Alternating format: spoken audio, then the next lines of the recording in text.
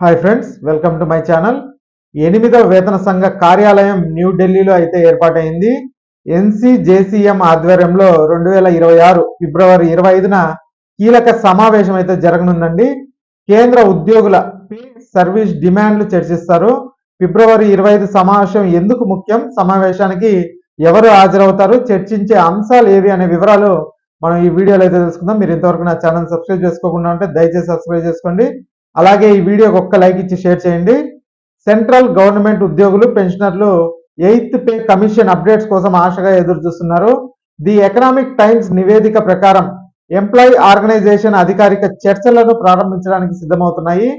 8వ వేతన సంఘం కార్యాలయాన్ని న్యూఢిల్లీలో ఏర్పాటైతే చేశారండి. దీంతో వేతన సంఘం కోరే సమయానికి తమ డిమాండ్స్ తో సిద్ధంగా ఉండాలని ఉద్యోగ సంఘాలు అంటే ఎంప్లాయీ ఆర్గనైజేషన్స్ అన్ని భావిస్తున్నాయి. అందుకే వీలైనంత త్వరగా చర్చలు, డ్రాఫ్ట్ తయారీ ప్రాసెస్ ను మొదలు పెట్టబోతున్నాయి.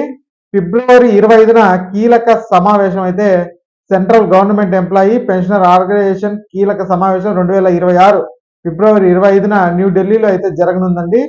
ప్రభుత్వంతో చర్చలు జరుపుతున్న ఉద్యోగులకు ప్రాతినిధ్యం వహించే నేషనల్ కౌన్సిల్ స్టాఫ్ సైడ్ అలాగే జాయింట్ కన్సల్టేటివ్ మిషనరీ రెండు కలిపి అంటే ఎన్సీ మరియు జేసీఎం ఆధ్వర్యంలో ఈ సమావేశం అయితే జరుగుతుంది. ఈ సమావేశం ప్రధాన లక్ష్యం వచ్చి పే రివిజన్, సర్వీస్ కండిషన్స్ కి సంబంధించిన సాధారణ డిమాండ్లను సిద్ధం చేయడం, తర్వాత వీటిని 8వ వేతన సంఘానికి సబ్మిట్ చేస్తారు. ఇంతకీ ఫిబ్రవరి 25 సమావేశం ఎందుకు ముఖ్యమని ఒకసారి చూసినట్టయితే 8వ వేతన సంఘం కార్యాలయం పూర్తి స్థాయిలో పనులు ప్రారంభించిన తర్వాత కేంద్ర ప్రభుత్వ ఉద్యోగుల సర్వీసు రిలేటెడ్ ఇష్యూస్ పై తమ కౌన్సిల్ మెమొరాండం సమర్పిస్తుందని ఎన్సీజేసీఎం సెక్రటరీ శివగోపాల్ మిశ్రా అయితే చెప్పారు. సమావేశం ఉదయం 10:30 నుండి న్యూఢిల్లీలోని ఫిరోజ్ షా రోడ్లోని 13C వద్ద జరుగుతుంది. ఫిబ్రవరి 25 నుంచి దాదాపు ఒక వారం పాటు ముసాయిదా కమిటీ సభ్యులందరూ ఢిల్లీలోనే ఉంటారని భావిస్తున్నారు. ఈ సమయంలో మెమొరాండంను ఎలా రూపొందించాలి, ఏ డిమాండ్లను చేర్చాలి అనే దానిపైన చర్చలు అయితే జరుగుతాయి. ఇక సమావేశానికి ఎవరు హాజరవుతారని ఒకసారి చూసినట్టయితే చర్చల్లో పాల్గొనడానికి అనేక ప్రధాన కేంద్ర ప్రభుత్వ విభాగాల ప్రతినిధులను ఆహ్వానించారు. వీటిలో రైల్వేలు, రక్షణ శాఖ, పోస్టల్ శాఖ, ఇంకా ఆదాయ పన్ను, ఇతర కేంద్ర ప్రభుత్వ సేవల వంటి విభాగాల నుంచి ఎంప్లాయ్ మరియు పెన్షనర్ సంఘాలు అయితే ఉన్నాయండి. యూనిఫైడ్ డిమాండ్స్ సిద్ధం చేస్తున్నప్పుడు వివిధ రంగాలకు చెందిన ఉద్యోగుల అభిప్రాయాలు, ఆందోళనలు కూడా సరిగ్గా పరిగణలోకి తీసుకోవడం అయితే దీని లక్ష్యంగా వాళ్ళు చెప్తున్నారు. ఇంకా చర్చించే అంశాలు ఏంటి అని మనం ఒకసారి చూసినట్టయితే ఈటీ నివేదిక ప్రకారం సమావేశంలో ప్రధానంగా వేతన సవరణ అలాగే సంబంధిత అంశాలపైన ఫోకస్ అయితే ఉంటుంది. ఎన్సీజేసీఎం వేతన కమిషన్ తో లింక్ అయిన గుర్తింపు పొందిన ఎంప్లాయీ మరియు పెన్షనర్ ఆర్గనైజేషన్ నుంచి ప్రతిపాదనలు అయితే ఆహ్వానించింది. ఈ ప్రతిపాదనలు సాధారణంగా basic salary, fitment factor, minimum wage levels, అలాగే అలవెన్సులు, సర్వీస్ కండిషన్స్ వంటి అంశాలను కవర్ చేస్తాయి. చాలా రోజుల పాటు జరిగే సమావేశంలో ప్రతి ప్రతిపాదన పైన చర్చలు అయితే ఉంటాయి.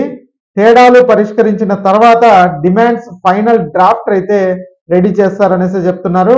ఇక డ్రాఫ్ట్ రెడీ అయ్యాక ఏం జరుగుతుందని మనం ఒకసారి చూసినట్టయితే ఎన్సీజేసీఎం తన డ్రాఫ్ట్ మెమొరాండంను పూర్తి చేసిన తర్వాత 8వ వేతన సంఘం అధికారికంగా తన సంప్రదింపుల ప్రక్రియను ప్రారంభిస్తుంది.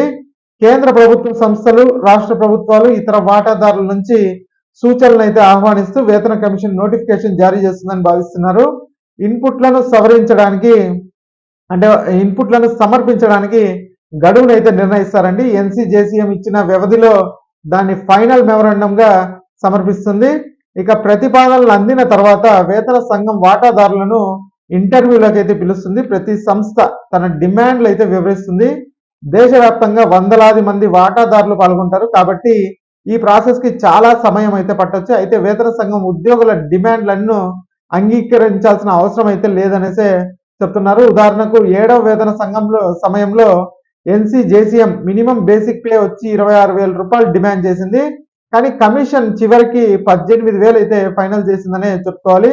కాబట్టి ఈ చర్చోపచర్చలన్నీ జరిగి మనకి ఎంత ఫైనల్ అవుతుందనేసి మనకి ఇంకొక 1 month అయితే పట్టే అవకాశం ఉన్న సమయం. ఆ తర్వాత కూడా మనము దీని గురించి ఒక వీడియో అయితే చేస్తామండి. కాబట్టి ఈ వీడియో నచ్చితే ఒక లైక్ చేయండి, అలాగే మా ఛానల్ సబ్స్క్రైబ్ చేసుకోండి. Thanks for watching.